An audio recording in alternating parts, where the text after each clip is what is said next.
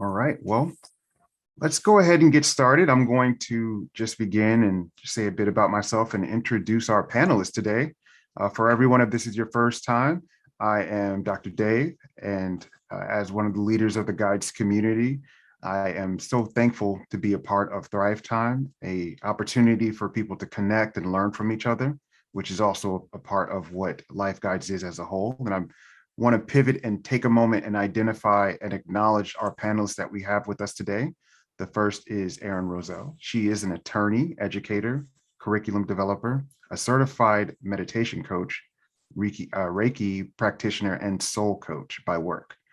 By heart, she's a lifelong learner and a soul driven by her dedication to live a life full of purpose. Now, while of course helping others to do the same, she also knows that she must first be the change that she wants to see in the world, living by one of her favorite quotes: the world is changing, the world is changed by your example, not your opinion. I've never heard that quote before, Erin, so kudos to you, because that's completely new to me. The next person I want to highlight is Hannah Rose Sigden, and she's a marketer as well as a life guide. Hannah is a native Lakota and grew up on the Cheyenne River Sioux Reservation, where she learned the value of hard work and tribe mentality.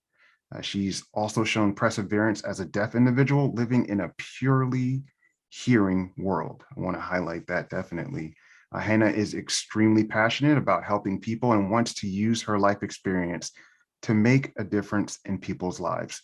So thank you both for being here. Thank you both for being a part of this discussion. And I want to just start off, again, we're going to have a conversation today. The conversation is around agency, but I want to start off and shoot a question to Erin and ask, what is the concept of sense of self? Like, what does that sense of self mean to you? Thank you, Dave.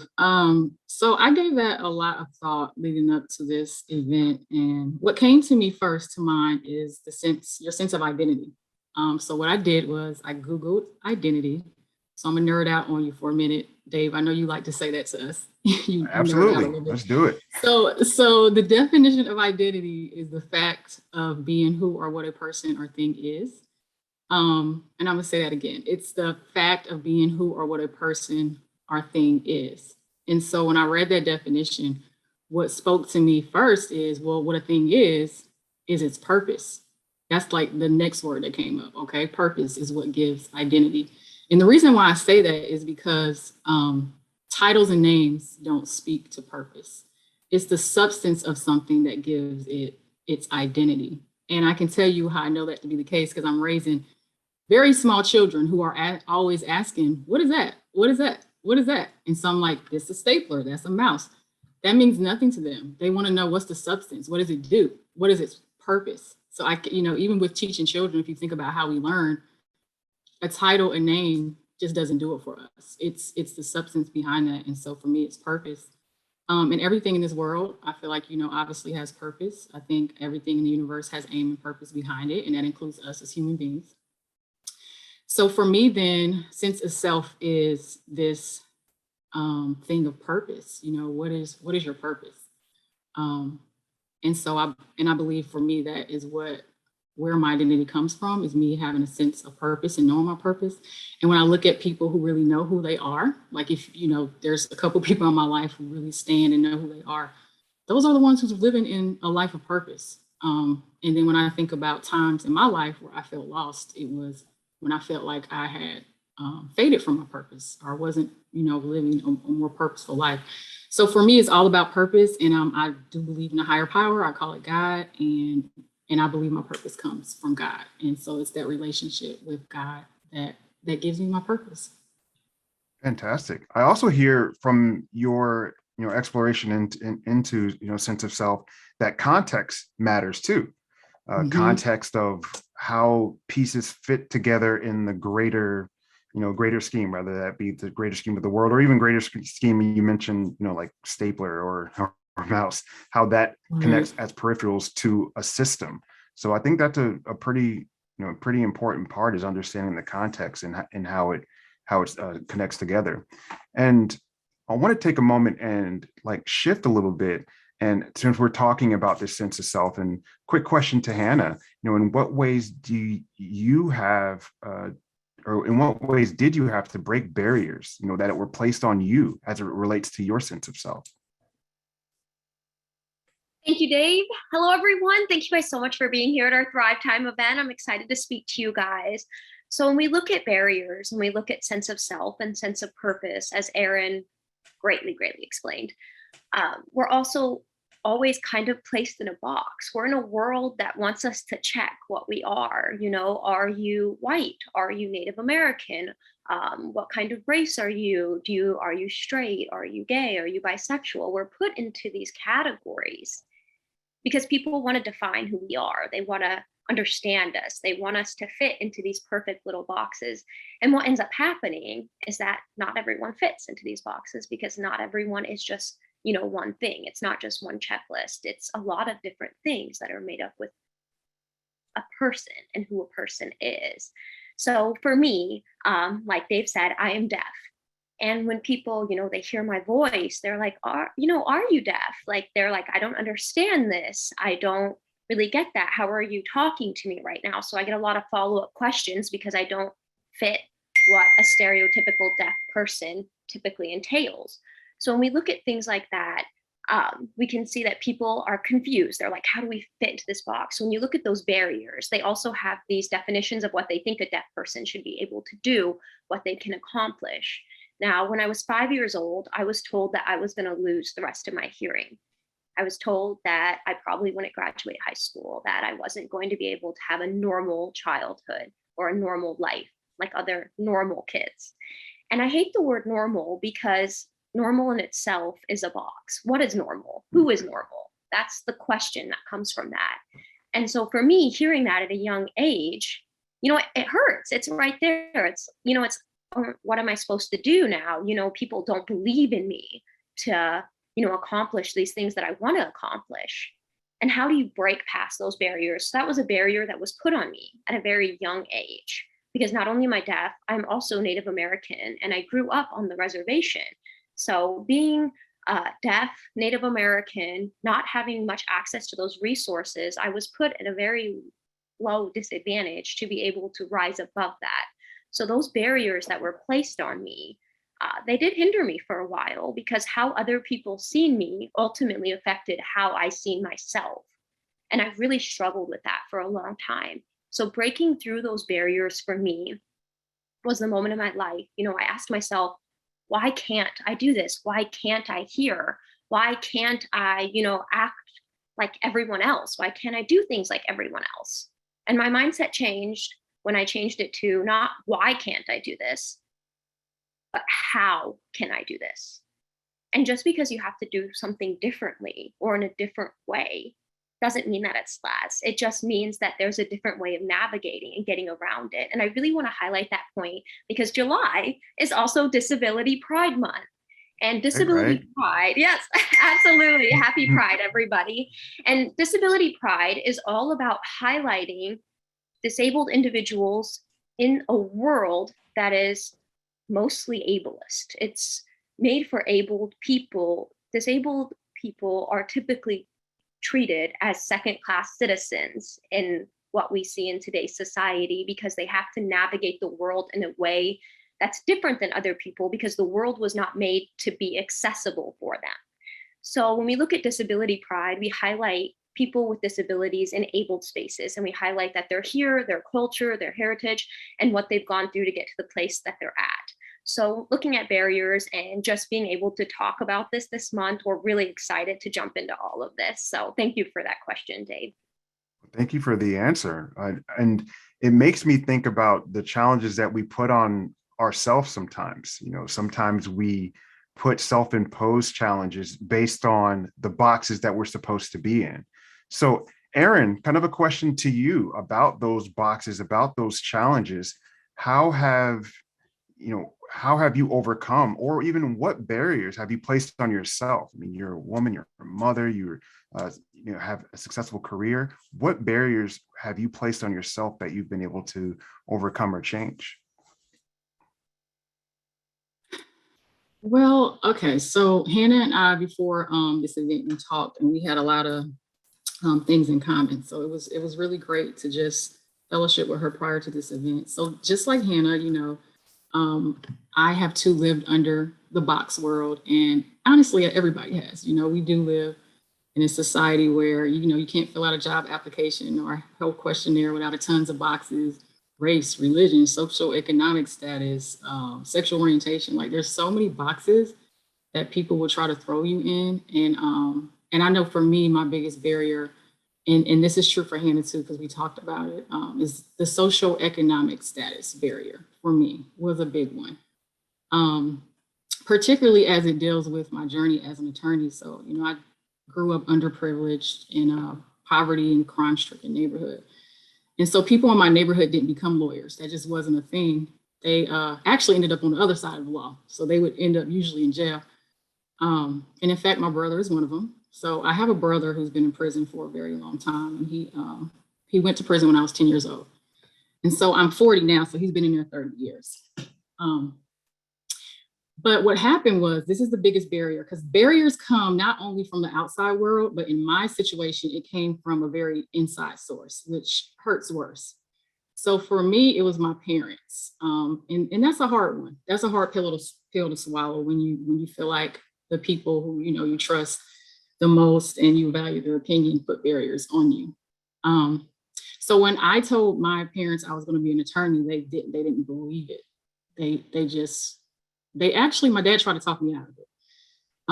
Because at that time I loved science and I wanted to go to college for science. Now, no one in my family had ever graduated college. And my father, in fact, didn't even have a high school diploma. So this was like a huge thing for him. He's like, just stick to the basics. Just go to college. I'll be proud of you, be a nurse or something. And I'm like, no, I'm going to do what I said I'm going to do.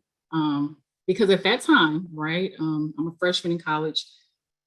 I know that I was called to be a lawyer, and I was called to be a lawyer by my creator, right, in order to get my brother out of prison.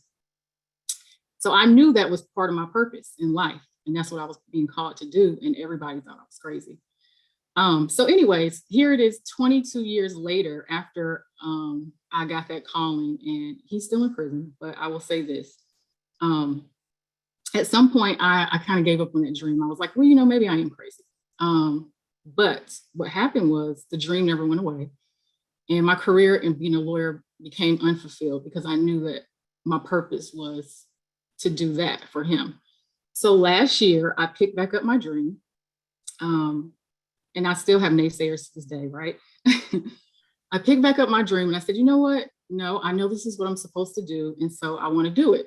And I said a very sincere prayer, and a door has opened for my brother. And so currently I am actually fighting his case in the Court of Appeals as we speak. And I wasn't even going to share this story, but that I can't talk about barriers without talking about it, because that is like the biggest barrier I ever faced with the opposition and with me fighting through, and even just, having my dream in deferment. And so I felt the need to talk about it because I know, right, that I'm not the only one on this call who has had a dream and who has believed, what their creator has told them they should be doing.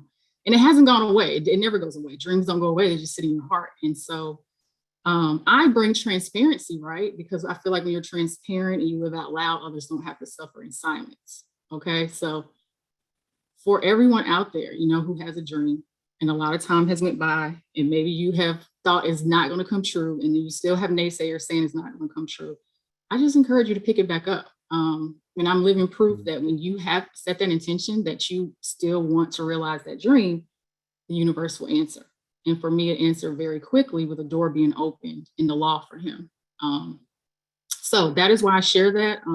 Has been a great barrier, but hopefully by the end of this year, he'll be home for Christmas, and then it'll really be, a true a true dream realization. But I'm just encouraging everybody out there to pick that back up if you have a dream. And the beauty about LIfeGuides is that's what we're there for. Not only the transparency of sharing, right? This is me being a life guide right now, being transparent, because this is what I do as in my capacity as a life guide. I share my life experiences because it doesn't do anything to hold it in, because there's other people who are going through similar things, right? But we offer, accountability partners, by you saying, hey, yeah, I do still have a dream, but I still want to do it.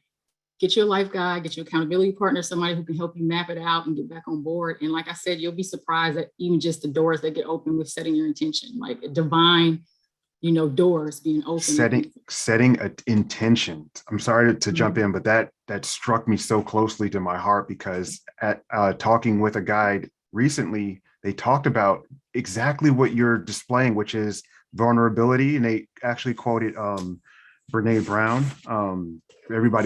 If you're not familiar with Brene Brown, if you have Netflix, there's an hour speech that she gives on courage, and how vulnerability and courage are actually along the same line. There was actually Priscilla Stefan, one of our guides here, as well as author of a excellent leadership guide.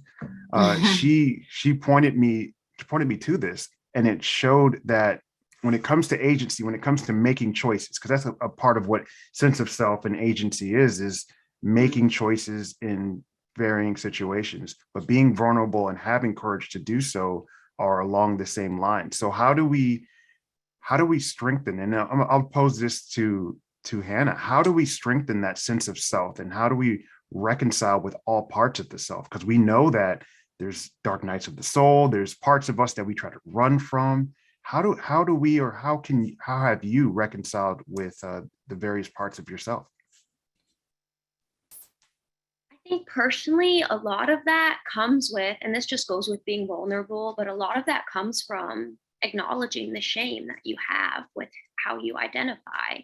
Because that shame, even if it's not put on there by yourself, how other people perceive you goes in there. I find myself constantly trying to justify myself and who I am. I say I look very white. I'm a very light-skinned person. So when I tell people I'm Native American, I get, because I'm mixed. If I tell people I'm Native American, they say, oh, if you have a nosebleed, do you want to have any Native American blood in you? They say, oh, I'm 1/16 Cherokee. I'm, all of these things that come in with that. Or they're like, oh, yeah, I'm Native American too. And they get those things. And it's like, I feel like you have to justify that. Like, oh, I know I look this way, but I actually have this background and this history, and I actually know the Lakota language and speak it and grew up in that environment. And it's the same thing with being deaf for me. So a lot of people are like, oh, are you really deaf? Or, you're not like deaf, you're, just saying you're deaf. And to me, I kind of, it puts that shame on you. Like you have to justify who you are, because people just don't accept it if you don't fit into those stereotypes.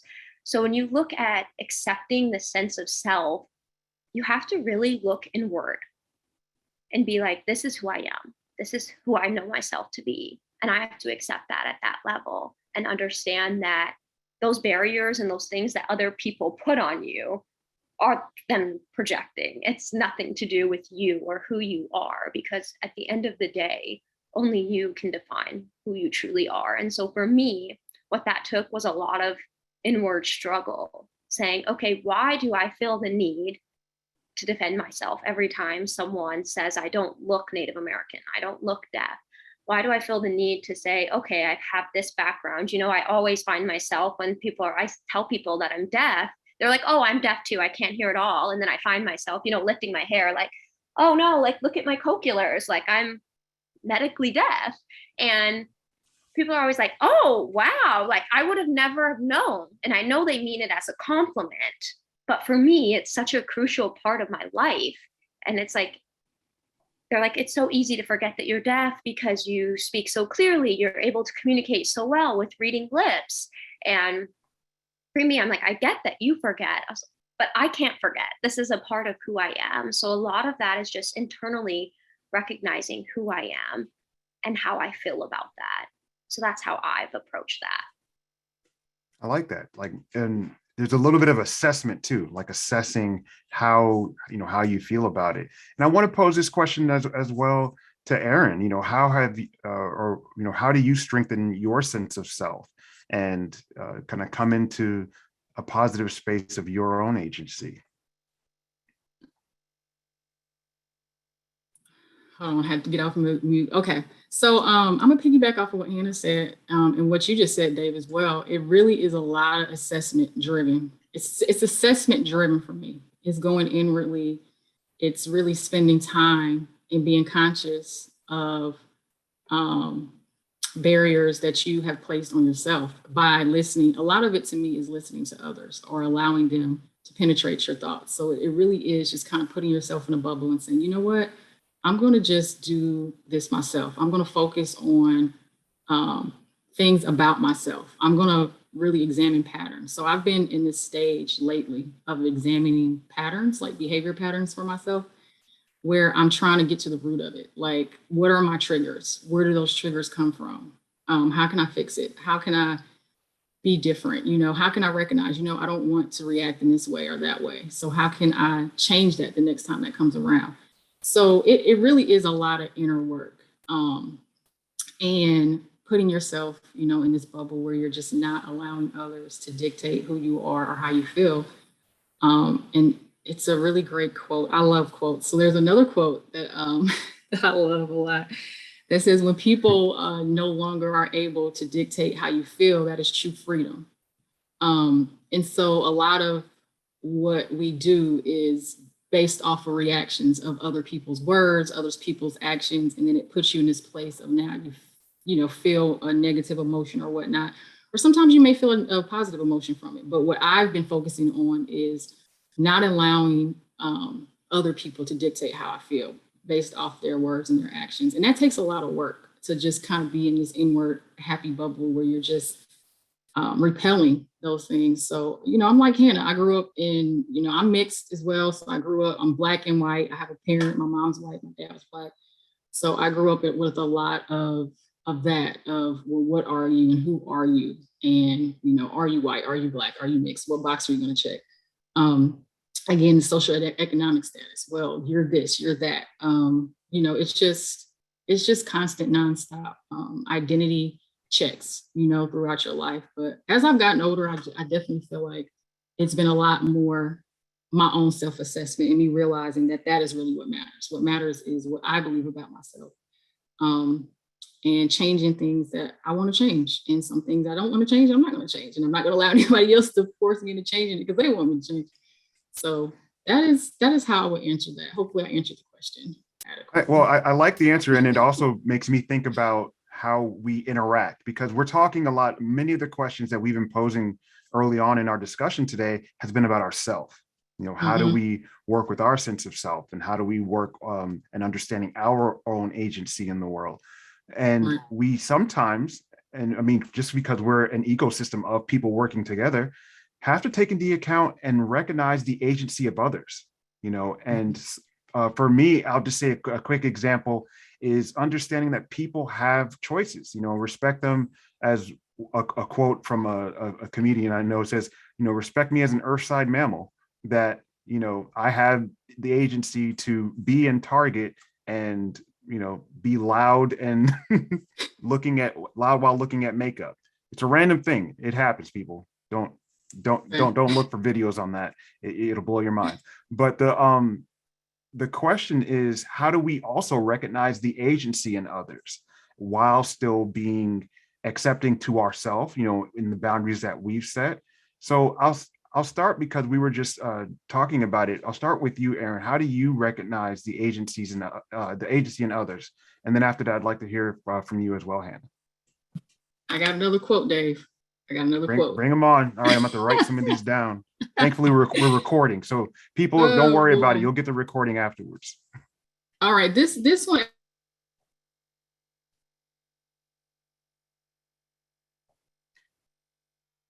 Forgive me. That was on me. Go ahead and unmute and give us the quote, please. Okay. I said everybody probably will know this one. A lot of people, if not everybody. It's do unto others as you will have them do unto you. Do unto others as you would have them do unto you, which means treating people the way you want to be treated. To me, that is like the universal rule of respecting others. I think everything falls under that rule. I actually think that would solve probably the world's problems overnight. Because if you're constantly treating others the way you want to be treated, then that would eliminate a lot of things that happen, a lot of transgressions that happen against others. But I mean, that's everything. That's okay. I expect people to be empathetic. I want to be treated with empathy. I want to be treated with respect. I want to be treated with kindness. I want to be treated with people being courteous and considerate, right? And non-judgmental. And resolving disagreements peacefully. I want to be able to agree to disagree with people. I want to not be assaulted or, touched inappropriately, or, I want my personal space respected. I want people to respect my opinion and not judge me off of it, and be okay with, hey, that's your opinion. I have an opinion. It's just, to me, everything. I want to be loved. I want people to correct me in love. Like, it's just everything. To me, everything falls under that. I once heard someone say that's the greatest religion on earth is that statement. The greatest religion on earth is treating people the way you want to be treated. And I think that just automatically puts you in a place of respect for others when you're constantly being conscious of that. And I'm not saying it's the easiest thing to do. I know I fall short sometimes, and sometimes in hindsight, I say, well, I could have done that differently, based off of what I would have wanted, not that situation. But that's always my standard. When I'm thinking about something that I did, and, if someone has expressed a disagreement or that they didn't like it, I'm like, I always go there. That's the first place I go. Is like, okay, well, if I was in that situation, what would I have wanted? And if I can recognize that, I could see how you feel that way, or that I did something wrong. I always live by apologizing. That's something that I think is important personally for me. It is. I think it's huge to start to apologize. I want to push back a little bit though, Erin, just a little on an opposite view. I've heard that quote, and I've also heard an opposite quote, which is treat others the way that they want to be treated. And I think that can come in when you're actually asking and you're building a relationship. So you start with that empathy, like, how would I feel if that were me? But then once you learn someone, you can learn to potentially treat them more the way that they want to be treated. Because of course you can't do that with every stranger because you don't know them. Right. And I love that. And, I'm married. So that has definitely been something I have learned just in the course of being married. I think marriage trains you and teaches you in a lot of different aspects, but that's a big one. Just learning your partner, or learning your children, or learning people close to you. But to your point, when you know the person, it's a lot easier to do that because, and here's the other thing, people have to be willing to express how they want to be treated, because some people will not let you know. So then you think you're doing, what's right by them, but then you find out later it's not the case. So that takes that person to express and open up and be vulnerable and say, hey, this is what I expect. This is what I want. So yes, I love that too as well. I think that also is equally important. To treat other people the way they want to be treated. All right, so we've been teeing it up, Hannah. I do want to hear from you about how you recognize, the agency in others and how they want to be treated. So I really love the quote that you gave, Erin, and also the pushback that Dave gave with the quote, because I think it really falls into just going back into disability pride, but treat people how they want to be treated is an excellent quote when you're looking at equality and equity. So like if we're looking at like what is actually equal or different things of what other people need. So certain people like me who have disabilities, they have to be treated in a different way. Just because it works for a certain person doesn't mean it works for other people. They always say treat people the same, but you can't treat everybody the same, sadly. You have to treat people in certain ways when they need certain accommodations or certain things. So I really love that quote because we're able to actually push forward and help people who have those different things. And so when you're looking at accessing people and dealing with people and, the independence of self, and looking at disability, a lot of people think disability is a dirty word and they're afraid of it. They want to, run from it. They don't want to talk about it. They think it's easier to sweep it under the rug and ignore it. And that's where it becomes a problem because we're not addressing the issue. And the people who suffer when it's pushed to the side are the people who need the most help. So when we look at things like that, that's when we find the problem is there. Because for me, just giving a story about my background and how I grew up in a very poor family. My mother is an addict. I grew up with other families, and it was often easier for me to pretend that I was hearing.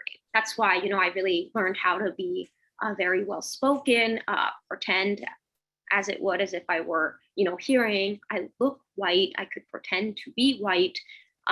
So I felt into that of like pretending not really to be who I was. And because of that, I had a lot of internal shame of who I was because I was hiding who I was. And also, I wasn't getting the help that I needed because I was hiding who I was. And also because, with kids going into different homes, people often don't want extra kids, let alone a disabled kid. So when I was hiding that from other people, I felt that internal struggle.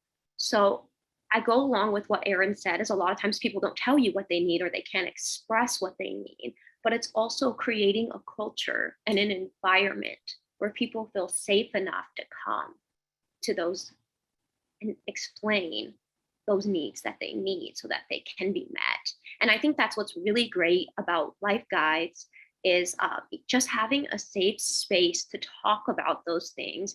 And also how many companies allow people like me to have a platform to talk, to share their story, to share it with other people. And also for clients and for companies that have people who struggled with the same things I've struggled with. All right, let's make a plan. How can we make this better? How can we approach this issue, make it more inclusive for all employees so that we can, create that environment that we want? It's often that people don't try to be non-inclusive. It's just that they end up being non-inclusive because they don't know how to approach the issue. And what we can do is just really start that conversation. That's the hardest part, is just starting that conversation. And then, of course, I also want to say another hard part is following through with that conversation. We can talk and talk, but what's the follow through? What's the result? And how are we going to make this better? And that's really the goal. So I really love that quote of, treat people how you want to be treated, and also treat people how they want to be treated, but also creating the environment so that people can express their needs and what they want.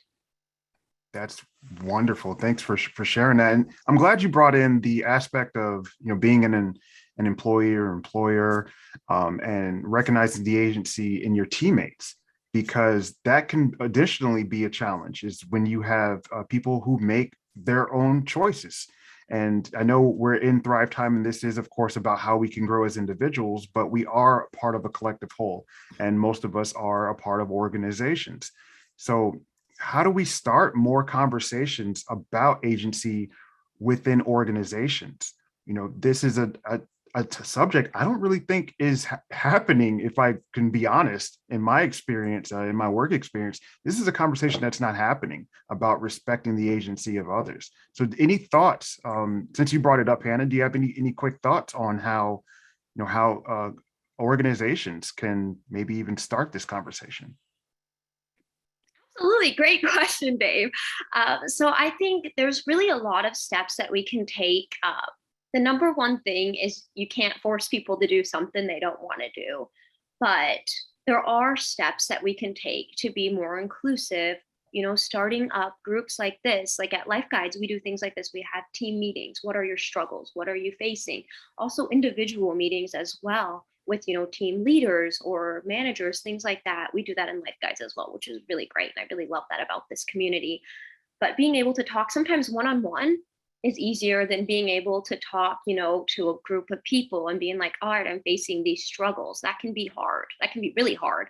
So sometimes just having that outlet of talking one-on-one, those individualized meetings, and also just creating a safe space. I know that that's kind of a weird word to use, but creating a safe space for people to feel comfortable to talk about it. And also just letting people know that they're not alone. Because for me, I joined the LIfeGuides community, and I was like, yeah, I'm deaf, I'm proud, I'm a huge deaf advocate. And being in the LIfeGuides community, I didn't know anyone else was hard of hearing, but with being an advocate myself, a lot of people came forward. They're like, oh, I'm hard of hearing as well. Oh, I have hearing aids as well. And I love that, being able to hear that, because not everyone wants to just come out and, wave the disability pride flag and be like, this is me.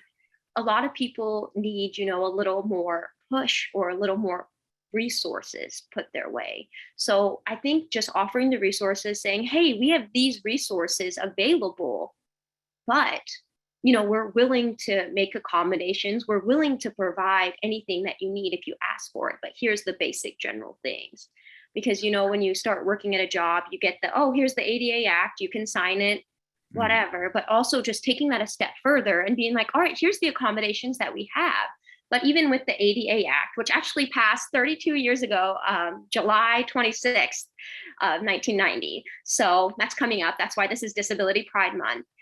Okay. But appropriate accommodations is what we're looking for. So what accommodations I need might not be what other deaf people need or other people who have different disabilities. Some people need an ASL interpreter. Some people need transcripts. It just really depends on what they need. So when you put appropriate accommodations, that's the key word to follow through, is that just starting that conversation, because not so much forcing, but allowing it to be there, and it can be picked up if need be, I would say would be my best advice for that. And of course, everyone is different and has different suggestions, but in my experience, I think that would work best.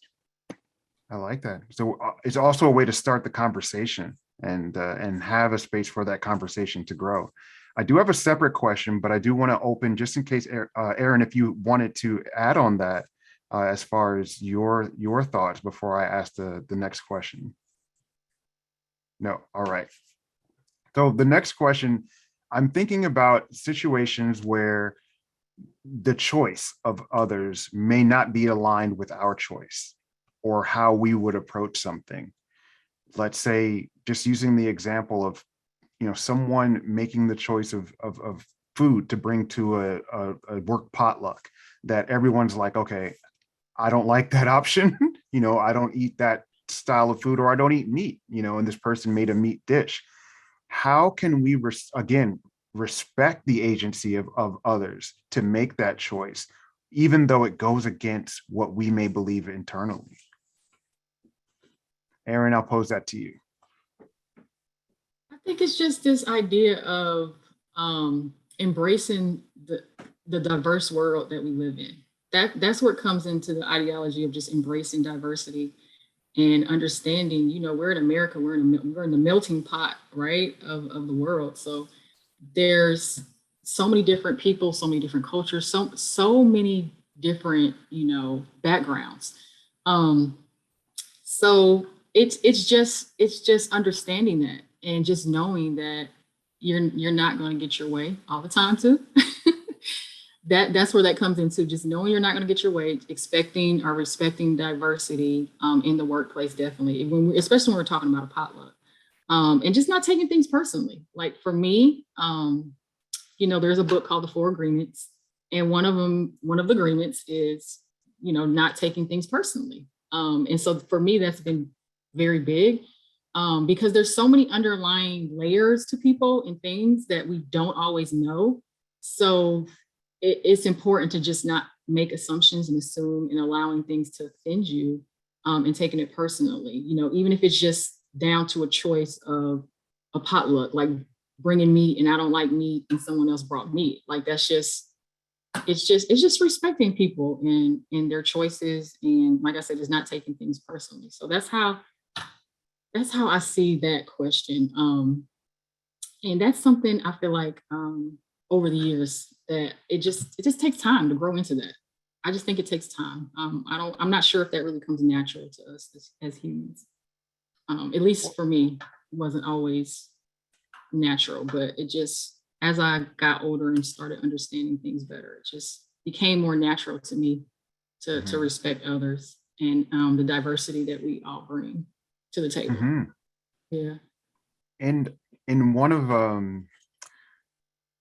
my research buddies was looking at outgroup, and they were studying. So you mentioned how sometimes people may do things that are just like, I don't agree with.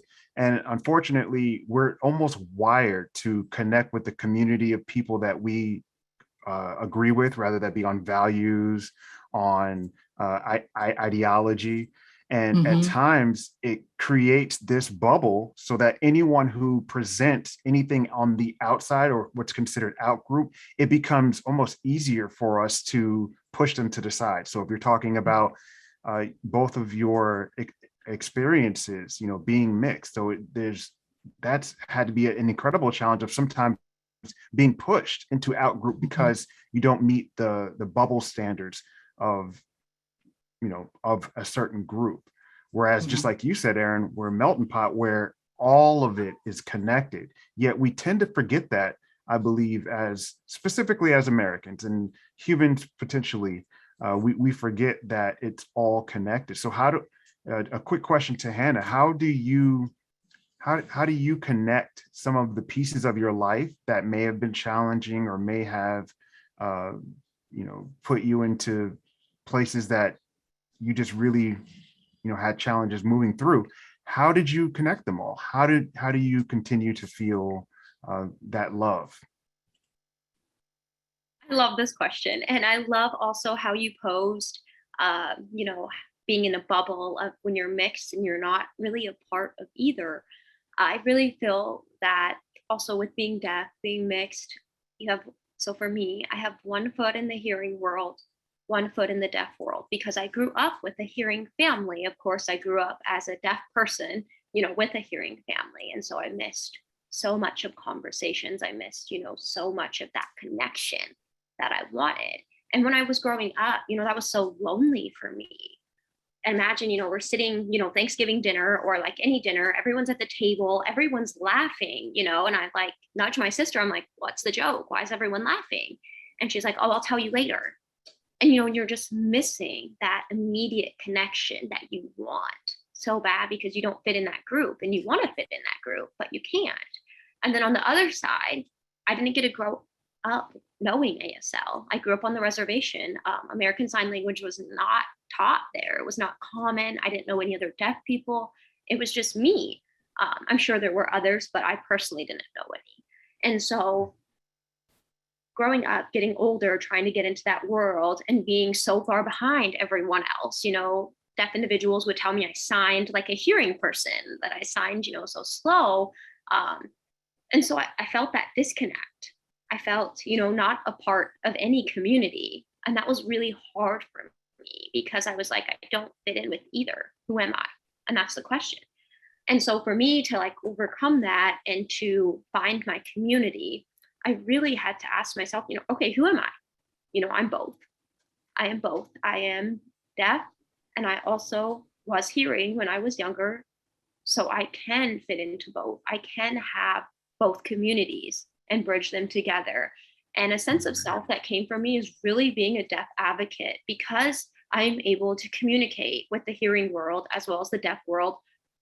I get to kind of be a bridge. I get to have a foot in both and be that bridge for both communities so that we can connect and also get those resources and have opportunities like this where I can explain more of the deaf perspective and give tips and tricks and how to be more inclusive and things like that. And I'm really grateful for that because I feel, going back to Erin's purpose and identity, I get to identify with that. That is what gives me the love, is being able to be with both and being able to connect on both on that deeper level, because I'm able to be that bridge. Be that bridge. That's what I love about that part, is be that bridge. And as we're moving, towards the end here, I want to open up and send a question to everyone in attendance, and feel free to answer however you see fit. But if you were to use one word that would be the catalyst for recognizing and appreciate the agency in others, what would that word be? Go ahead and post that in the chat. I'll express what I think that word would be. If I were to use one word that would be the catalyst for respecting the agency of others, and for me, that's empathy. Just really empathizing with others and trying to take that opposite view. One thing that we were talking about in the green room, it's not really a green room, it's the Zoom breakout room, people, but you know what I mean. We were talking about just having kind of that space. Actually, this is a good point. I was talking about her a moment ago. This book, I don't know if you could see it, by Priscilla Stefan. She's one of our guides. I love to highlight our guides. They are wonderful and all of them bring so much to the table, but she gave me some words that I just want to make sure I share with everyone, which is give your space, make space for grace. So I want to ask, oh, wow, we're getting some hits in the chat. I want to shout out a couple of these answers. Humility. Ben, thanks for posting that. Humility is I didn't think about that angle, because humility kind of brings it on the self to actually understand that there's more to it, than what we think we understand. And another one is compassion by John. Appreciate it. Mike, respect for that comment, my friend. Thank you, Mike. And Angelo, love. All right, I want to give Erin and Hannah, if you have a one word that you would think would be a great catalyst for respecting the agency of others, what would that be? I'll hop on first. But I really I don't want to piggyback off of Ben, but humility is the number one that I thought of. And I think it's a really great answer too, just because looking at respecting someone else's agency, it's even if you might not understand it, you can still empathize and respect that they need or that they have to act in a certain way or they have to do something in a certain way. So like for me, I went to college. If you have an interpreter, they're like, other students might be like, wow, that is annoying. I've had other people say that. They're like, wow, this is distracting. And it's like, okay, I'm sorry, that's distracting for you, but this is how I can communicate. So it's really interesting to me to see those things. It's just really respecting that if it's not hurting anyone, if it's not bothering anyone, then you can just really move past and empathize with that situation and be like, all right, they need this, that's just in the back burner. They can use that, they can do that. And then going forward with yourself. So I think humility is really important to be able to connect on that level and just realize that as long as it's not hurting anyone else, then you should probably just, respect it and let it happen. Much appreciation. Thanks, Ben. How about you, Erin? The first word that popped up is just being non-judgmental. That's the first thing I thought of when you asked that question about one word, which isn't always the easiest things to do, because I feel like there's a lot of programming in our society where your mind just kind of goes there. But I've been trying to be a lot more intentional with that, just not judging things. Because like I said, there's so many layers to people and things and situations. And you don't know 100% of everything. So it's like you just can't make these conclusions about situations or people because you don't really have all the information in most cases, Mm-hmm. So that's what it's about to me, just being non-judgmental. No question. I think that's wonderful. We have one more in the chat. Looks like Leslie posted awareness. That is both externally and internally. Awareness of your space within the greater ecosystem, as well as awareness of other people's space too, while respecting that. Just to take that a bit forward. And so as we end, I also like to end with quick gratitude opportunities.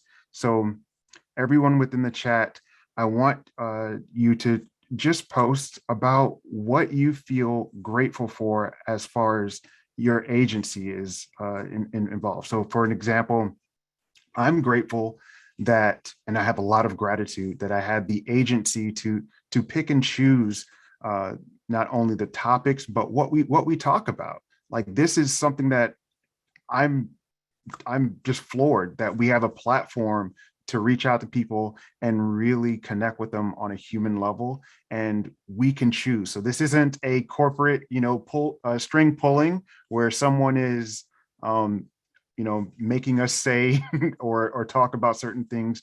We, as well as the guides, are creating this. So we're using our own agency. And so I'll pop over to Hannah if there's anything that you are grateful for as far as the agency and the choices that you've made in your life. Hi, Dave. So I'm really grateful to be able to share my story and who I am, and also be accepted in that space as that, because a lot of times, I've been in jobs and I've been in different places where it's like, not really, don't tell people you're deaf, but just don't say it, And so here it's celebrated. Those differences are celebrated. They're like, wow, like you're deaf, awesome. Like, what's that like? What's your story? Let's hear it. And in other places, it's really not that common. Most places are like, okay, yeah, that's a cool little fun fact to share at like the community retreat once a year. Don't bring it up to clients. Don't bring it up to anyone else. And here we get the opportunity to not only share that, but also thrive and get opportunities to thrive in that area. One of our subtopics in LIfeGuides is actually living with a disability. And we're able to thrive in those areas and, take the nasty connotations that are put with disability and make it something positive. Make it, what it truly is, which is a community that can thrive and be successful. And I really love that. And I'm very grateful for that opportunity. Well said. Erin, how about you? I'm just going to nerd out here at the end a little bit too, as well, Dave. This is all my lawyer side coming out. I'm going to just be grateful about the fact that that I'm an American and I live in a country that has a constitution, and I'm, have rights under the Constitution, such as, the First Amendment, freedom of speech, like the fact that we can be even on a platform like this talking freely. And, we live in a country where we can talk about how we feel and we can express our speech and not be stoned to death or put in jail for it. So I just think that in itself. So I'm just going to be a proud American. Like, I love the fact that we have these protections under the law that affect our agency. Like, even the Fourth Amendment protects you against unreasonable searches and seizures. I can live in a house and not have to worry about, government intrusion or anybody coming in, and I can live privately because, these protections we have under the law. We live in a country where, a lot of laws are established that allow people to be. And I know last month was Pride Month, and that's one of them. That, that's pretty major. There's literally countries where you would die for even expressing interest in a same-sex individual. So I just want to, nerd out on the fact that we live in America and we have a lot of ability to have free agency because of that. So I'm grateful for that, because I could have been born anywhere else, but I was born here. So thank you, Mom and Dad. Okay. Yeah. Wow. I was about to say I was born here too, but I wasn't. Technically, I was born in Germany, but it was on American soil, which we can get into. That's a completely different conversation on how American soil is in Germany. But anyway, so thank you for sharing that. And as we close, thank you everyone for joining us today. I greatly appreciated all of the attendees, the love in the chat. Continue to respect others. And if there's any parting words that I would, give to anyone else as we end, is connect with a guide. I use a guide. I kind of use that old joke of hair club for men. I'm not just a member, I'm a client. And I really, I really believe that it's good to have someone that you can connect with. Erin, as well as Hannah, are available to be booked. And yeah, is there anything else you lovely ladies would like to say before we end? Just thanking you, Dave, for moderating, and everybody for their attendance today. Because like he said, you could have been anywhere in the world, but you were right here with us. So we appreciate you for that. And thank you, Hannah. It was lovely working with you as well. Yeah, thank you guys all for being here. I'm really excited to work with all of you guys, hopefully get some calls for Erin, for myself, for all of our other guides. We have a huge community of guides with so many different walks of life and so many different experiences.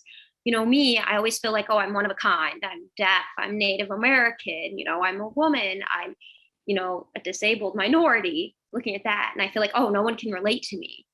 But there are people who can. There are people who have been on that same walk of life as you. There are people who have experienced what you've experienced. And we're here to help, and we're here to talk through things or be an accountability coach. Like Erin said, there are so many different aspects of LIfeGuides, and you guys should definitely use these resources because, like Dave said, he uses a guide, I use a guide. It's a phenomenal service that we have, and we have so many different topics and aspects that you guys can use. So thank you guys for being here. I hope you guys enjoyed it, and I look forward to seeing you guys soon. Outstanding. All right. Bye, everyone. Bye.